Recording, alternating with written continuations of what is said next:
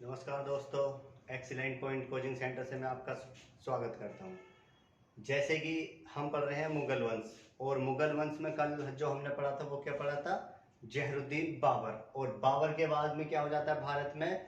बाबर क्या करता है भारत में? मुगल वंश की स्थापना करता है। तो इस तरीके से ये मुगल वंश चलता है कहाँ तक? 1857 की क्रांति तक, लगभग 1526 से और 1857 की क्रांति तक क्या चलता है? मुगल वंश ही चलता है। और भारत में किस तरीके से जो जहरुद्दीन बाबर आया, और बाबर ने क्या करा? भारत में पानीपत का प्रथम युद्ध किया जो 1526 ईस्वी में इब्राहिम लोदी के ऊपर किया। लेकिन फिर इसके बाद 1527, 28, 29 और 30 में क्या होगी? उसकी मृत्यु होगी। तो बैक टू बैक भारत में 4 बार आक्रमण किए बाबर ने। और बाबर की जब मैंने बताया 1530 ईस्वी में क्या होगी? एक रहस्यमंद मृत्यु होगी, क्योंकि इतिहासकार कुछ अलग बताते हैं और इसकी जो पुत्री थी गुलबदन बेगम वो कुछ अलग बताती है। तो इस तरीके से क्या था? ये मुगल वंश की स्थापना हो चुकी थी। जो बाबर की 1530 में मृत्यु हो गई थी, उससे पहले जो इसका एक सेनापति था मीर बाकी, इसने क्या करा? 1527 ईस्वी में, आपको पता है जो अयोध्या में राम मंदिर बना हुआ है, वहां पर उस मंदिर को इसने तोड़वाया 1527 में। और तोड़वाने के बाद वहां पर क्या बनवाया इसने? बाबरी मस्जिद। तो किसने बनवाई थी? बाबर का जो सेनापति था मीर बाकी, उसने ये मस्जिद बनवाई थी। तो जब इसकी मृत्यु हो गई थी बाबर की, और बाबर की मृत्यु होने के ठीक 3 दिन बाद ही बाबर की मृत्यु होने के 3 दिन बाद ही इसका जो बड़ा पुत्र था हुमायूं, 3 दिन बाद ही क्या बन गया? दिल्ली की गद्दी पर बैठ गया। जैसे हुमायूं 3 दिन बाद दिल्ली की गद्दी में बैठते इसने क्या करा? यहाँ पे सबसे पहले इसने सोचा कि जिस तरीके से मेरे पिताजी बाबर ने भारत पर बैक टू बैक आक्रमण किए और भारत को एक विजित प्रदेश बनाया, तो मैं भी क्या करूं? अलग अलग आक्रमण करूं और भारत को जीतूं। तो हुआ यही यहाँ पर, जो हुमायूं था, हुमायूं को जो पहला आक्रमण था वो कालिंजर पर था। और कालिंजर ये 1531 ईस्वी में। और कालिंजर के उस समय जो शासक थे वो बहादुर शाह।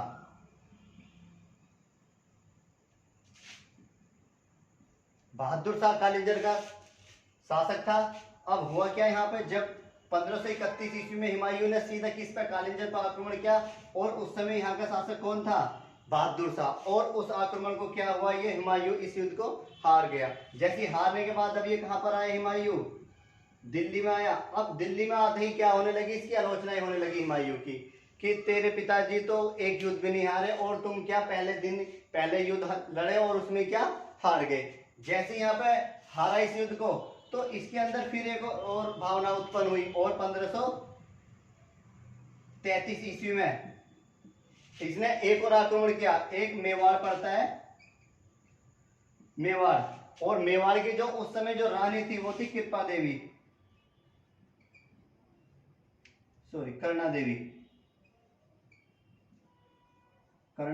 देवी। ये मेवाड़ की रानी थी और ये एक विधवा थी। तो जैसे 1533 ईस्वी में हुमायूं ने किस पर आक्रमण किया? कर्णा देवी पर आक्रमण किया। अब आक्रमण तो कर दिया, लेकिन आक्रमण करने से पहले ही इसने क्या? हुमायूं को एक पत्र लिखा और कहा कि मैं युद्ध करना नहीं चाहती और मैं चाहती हूं कि हमारा एक रिलेशन बन जाए। तो इसने कर्णा देवी को, हुमायूं को क्या बना लिया? अपना भाई बना लिया था। अब भाई बनाने के बाद में अब रिलेशनशिप बन गया अच्छा बढ़िया करके।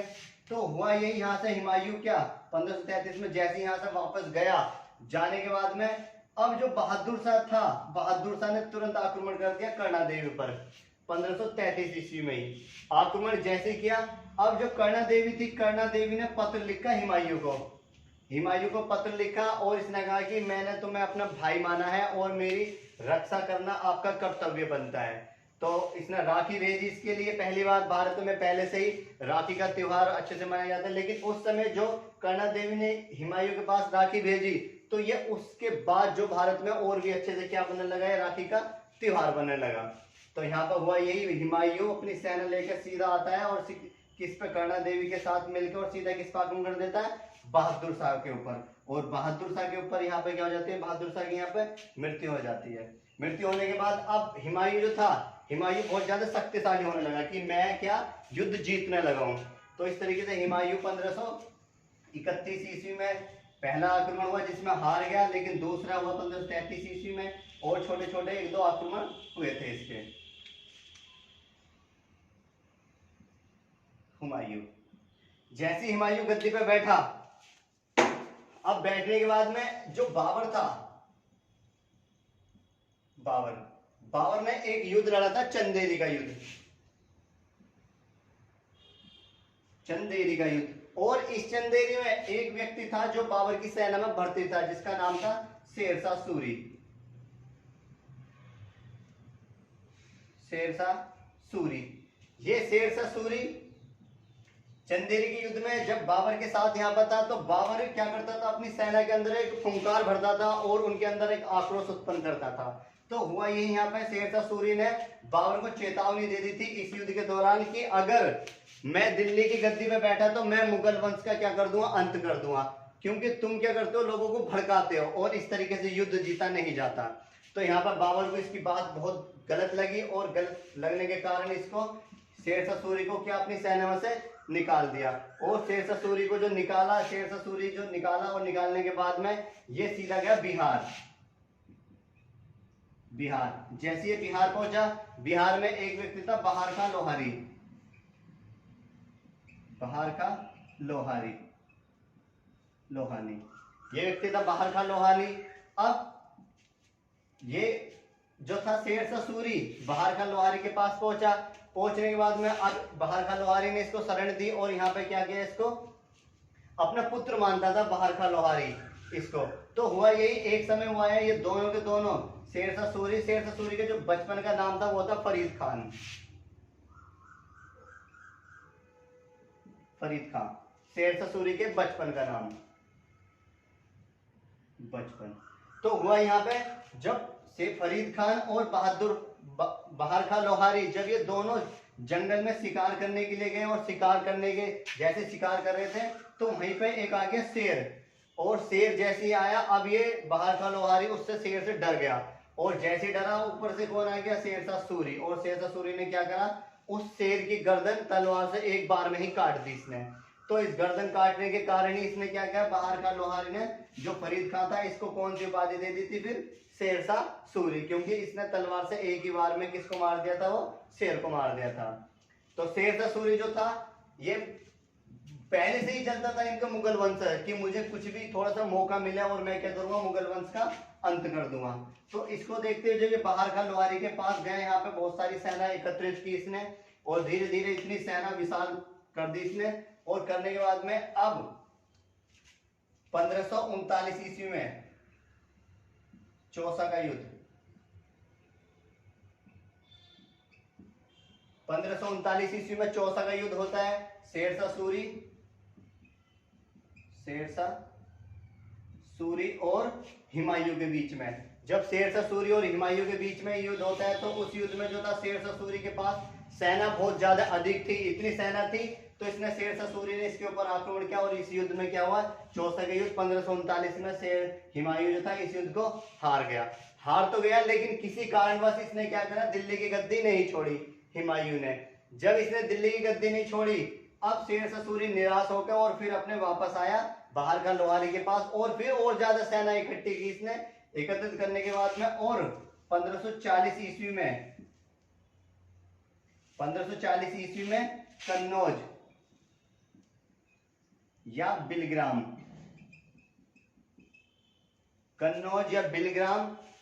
तो शेरशाह सूरी ने फिर एक और युद्ध हुआ हुमायूं और शेरशाह सूरी के बीच में, कन्नौज या बिलग्राम का युद्ध 1540 ईस्वी में। अब इस युद्ध में जो था शेरशाह सूरी ने किसको पराजित किया, फिर से हुमायूं को यहाँ पे फिर से पराजित किया। जैसे इसको पराजित किया, अब यहाँ पे शेरशाह सूरी ने सोच रखा था कि मुझे क्या करना है, मुझे ये मुगल वंश का क्या करना है, अंत करना है यहाँ पे। तो हुआ यही, जब ये युद्ध चल रहा था, शेरशाह सूरी पीछे था, शेरशाह सूरी पीछे और हुमायूं आगे आगे दौड़ रहा था इस तरीके से घोड़े पर। जैसे ये आगे आगे चल रहा था शेरशाह सूरी इसके पीछे था, तो हुआ यही, रास्ते में पड़ी दिल्ली में यमुना नदी, और यमुना नदी उस समय उफान पे थी, और उफान पे इतनी थी जब ये युद्ध लड़ते लड़ते ये हुमायूं अपनी जान बचा के यहाँ से भाग रहा था कन्नौज या बिलग्राम के युद्ध से, तो शेरशाह सूरी ने सोच लिया था कि आज मैं क्या करूंगा, हुमायूं को खत्म ही कर दूं बिल्कुल, क्योंकि ये मुगल वंश का मुझे अंत ही कर रहा है। तो वही यहाँ से शेरशाह सूरी इसके पीछे हुमायूं के, और हुमायूं आगे आगे दौड़ता रहा, और रास्ते में पड़ी यमुना नदी, यमुना नदी, और यमुना नदी उस समय उफान पर थी, बहुत ज्यादा पानी था इसमें। अब जब हुमायूं को लगा कि अब तो मेरी मौत निश्चित है, क्योंकि आगे यमुना नदी है और पीछे शेरशाह सूरी जो मुझको नहीं छोड़ेगा, तो इसको देखते हुए हुमायूं किस में कूद गया, यमुना नदी में। अब यमुना नदी में कूदा और शेरशाह सूरी ने देखा कि अब तो ये मर गया यमुना नदी में कूद के, तो शेरशाह सूरी यहाँ से छोड़ के इसको सीधा कहाँ चला गया, दिल्ली, और दिल्ली की गद्दी पर कौन बैठ गया फिर, शेरशाह सूरी। जब यहाँ से शेरशाह सूरी इसको छोड़ के गया, तो यहीं पर ही एक व्यक्ति कपड़े धो रहा था, निजाम नामक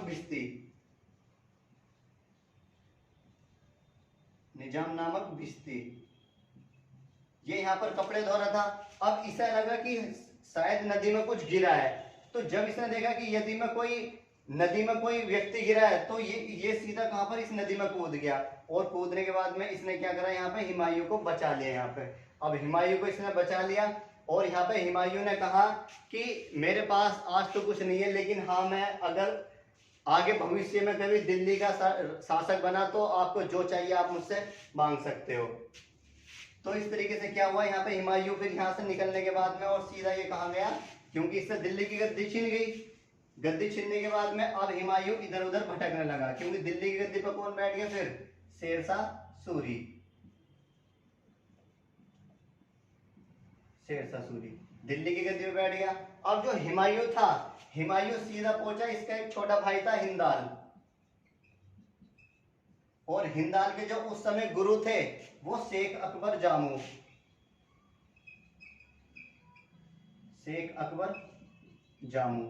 ये हुमायूं के गुरु थे और हिंदाल के भी गुरु थे।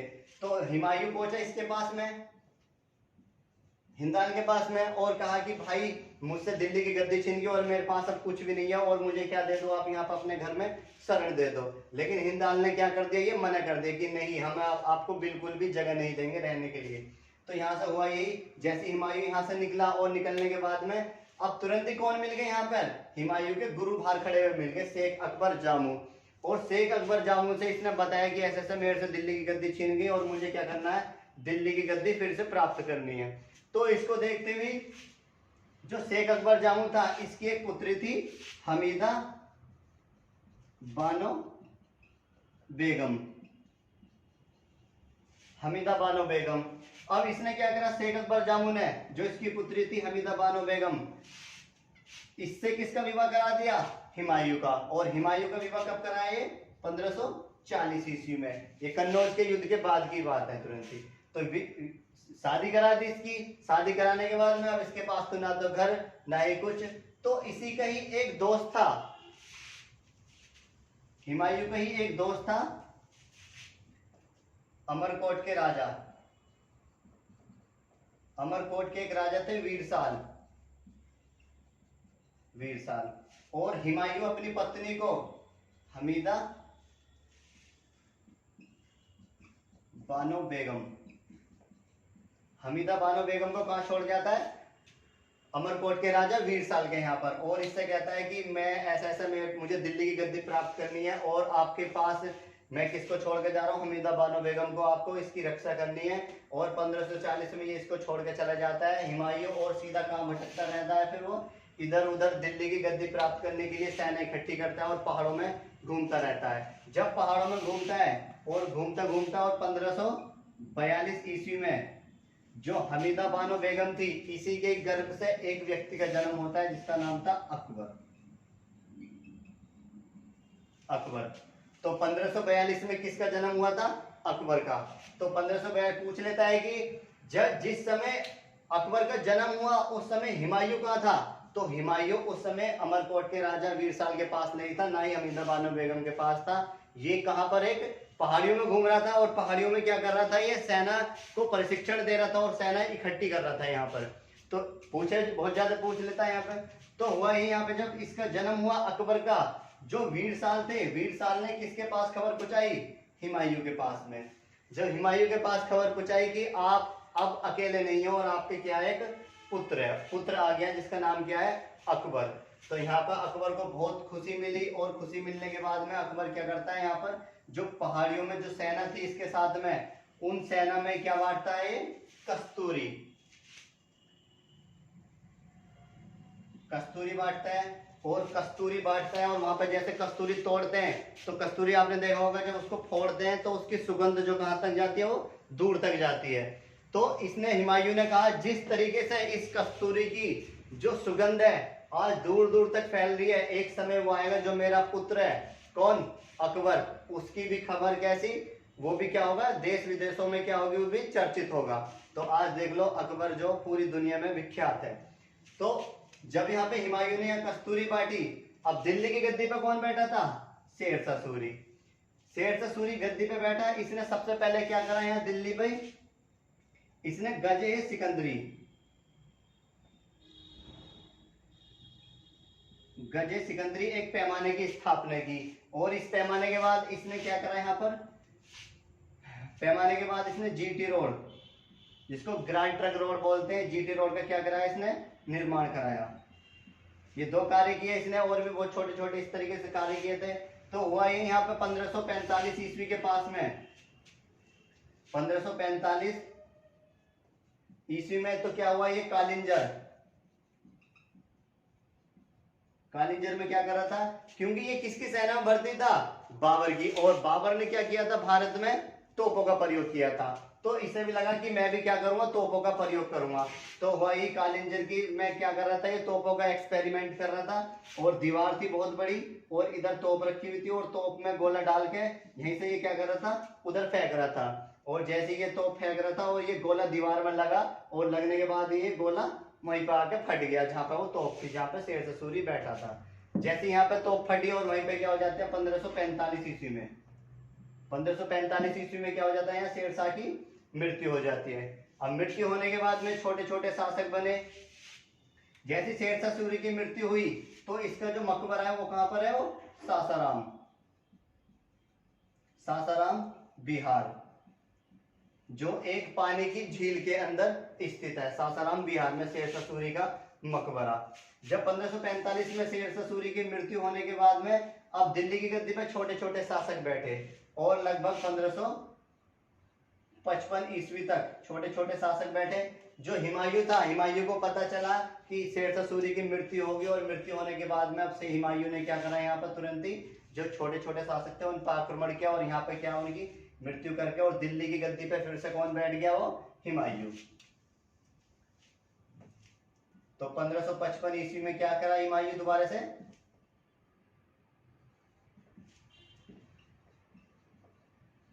हुमायूं दिल्ली की गद्दी पे फिर से बैठा। अब जैसे ये बैठा तो इसे याद आया कि हाँ मैंने, मेरी जान किसी व्यक्ति ने बचाई थी, निजाम नामक भिश्ती ने। तो इसने क्या करा, उस निजाम नामक भिश्ती को बुलाने के लिए कुछ सैनिक भेजे और कहा कि जाओ वो निजाम नामक भिश्ती है उसको बुला कर लाओ, क्योंकि मैंने उससे वादा किया था। अब जो निजाम नामक भिश्ती था, निजाम नामक भिश्ती, अब उसको दरबार में बुलाया गया और दरबार में बुलाया गया। हुमायूं से पूछा कि हुमायूं ने पूछा निजाम खां भिश्ती से कि बताओ आपको क्या चाहिए। तो तब निजाम खां भिश्ती ने कहा कि मुझे क्या चाहिए, मैं तो एक छोटा सा क्या हूँ, एक सेवक हूँ आपका, लेकिन हाँ मुझे आप, मेरी एक इच्छा है कि मुझे एक दिन के लिए क्या बनना है, वो दिल्ली की गद्दी पर बैठना है। तो यहाँ पे हुमायूं ने क्या किया, तो यहाँ पे हुमायूं ने जितनी भी राजकोष में पैसा था वो सारा कहाँ पर, वो छुपा दिया। और छुपाने के बाद में निजाम नामक भिश्ती क्या करा, एक दिन के लिए क्या बना, दिल्ली की गद्दी पर वो बैठा। जैसे ही दिल्ली की गद्दी पर बैठा, अब एक दिन में ये क्या करता, कुछ नहीं करता। तो इसने क्या करा, एक दिन में सिर्फ इसने चमड़े के सिक्के चलाए, चमड़े के सिक्के, सिर्फ इसने चमड़े के सिक्के चलाए, ज्यादा ये कुछ नहीं कर पाया। जैसे इसका एक दिन पूरा हुआ, अब हुमायूं आया और हुमायूं ने कहा कि अब आपका समय पूरा हो गया और आप क्या रिटायर हो जाओ यहाँ से। तो इसको क्या, यहाँ से निजाम नामक भिश्ती को क्या करा, यहाँ से भेज दिया। जैसी भेजा, अब हुमायूं तो गद्दी पे बैठा था दिल्ली की, तो हुआ ये यहाँ पे जब हुमायूं गद्दी पे बैठा था तो इसी की एक बहन थी जिसका नाम था गुलबदन बेगम, गुलबदन बेगम, और इसने क्या लिखी थी, हुमायूंनामा, हुमायूंनामा पुस्तक लिखी। तो हुमायूं ने क्या करा, एक शेरमंडल, शेरमंडल विभाग या शेरमंडल एक पुस्तकालय भवन का निर्माण कराया, पुस्तकालय, पुस्तकालय भवन का निर्माण कराया। और जैसे ये क्या करता था, यहाँ पुस्तकालय लाइब्रेरी थी, बहुत अच्छी अच्छी तरह की क्या थी, यहाँ पर पुस्तकें थी। तो यहाँ पर हुमायूं क्या करता था, सुबह सुबह आता था और आने के बाद में इस पुस्तकालय भवन में क्या करता था, एक्सरसाइज करके और सीधा यहाँ पे इसमें क्या करता था, किताब पढ़ता था, न्यूज़पेपर पढ़ता था। तो बुढ़ापा इतना अधिक हो गया था 1556 के आसपास, 1556 में बुढ़ापा इतना ज्यादा हो गया, और बुढ़ापे के कारण जब ये यहाँ पे सुबेरी पुस्तकालय भवन की सीढ़ियों पे इस तरीके से ऊपर यहाँ पे अखबार पढ़ रहा था और हाथ में कॉफी थी, इस तरीके से कॉफी पढ़ रहा पी रहा था और अखबार पढ़ रहा था, और सूर्य देवता उस समय ज्यादा आकर्षित हुए और सीधे इनके क्या हुआ, इनकी आंखों पे वो टक्कर लगी सूर्य की, और आंखें इतनी चौंधी आ गई इसकी, और तुरंत यहाँ से क्या हुआ, सीढ़ियों से लुढ़कता लुढ़कता लुढ़कता लुढ़कता 1556 में क्या हो जाती है, यहाँ पर हुमायूं की मृत्यु हो जाती है। 1556 में मृत्यु होने के बाद में अब जो बाबर था, सॉरी अकबर, जो अकबर था, अकबर जो हुमायूं को डर था कि मेरा पुत्र को कोई, मेरे दुश्मन बहुत है, कहीं ऐसा ना हो अकबर को कोई मार दे, तो एक बैरम खां था, बैरम खां, तो अकबर को कहाँ छोड़ा था, वो बैरम खां के पास में, और ये क्या करता था, बैरम खां इसको ट्रेनिंग देता था, प्रशिक्षण देता था। तो उस समय जब 1556 में अकबर की जो आयु थी वो कितनी थी, 14 वर्ष। तो यहाँ पर हुआ यही, जैसी पता चला अकबर को और बैरम खां को कि हुमायूं की क्या हो जाती है, यहाँ पर मृत्यु हो जाती है, और मृत्यु होने के बाद में तुरंत ही बैरम खां क्या कर देता है, अकबर का यहीं पर क्या कर देता है, वो राज्याभिषेक कर देता है 14 वर्ष की आयु में। जैसे इसका राज्याभिषेक हुआ, अब तुरंत ही यहाँ पर उत्तर प्रदेश का एक व्यक्ति था लैनपूल, लैनपूल, एक लैनपूल वो दूसरा था, उसी के ही परिवार में था दूसरा लैनपूल जो मोहम्मद बिन तुगलक के शासनकाल में आया था, क्योंकि ये कैसा था, एक हास्यमुख कवि था, हास्यमुख कवि था, क्योंकि जहां भी जो मृत्यु होती थी वो यहीं पे ये पहुंच जाते थे। जैसे यहाँ पे हुमायूं की मृत्यु हुई, अब ये तुरंत यहाँ पर आया दिल्ली में, और आने के बाद में इसने क्या कहा कि हुमायूं बचपन से ही क्या लुढ़कता पढ़कता लुढ़कता पढ़कता ही क्या आज वो मर गया। तो इस तरीके से हास्यमुख कवि ने ये कहा था। जब ये हुमायूं की 1556 में मृत्यु हुई, और मृत्यु होने के बाद में अब गद्दी पर कौन बैठेगा, वो अगला शासक अकबर।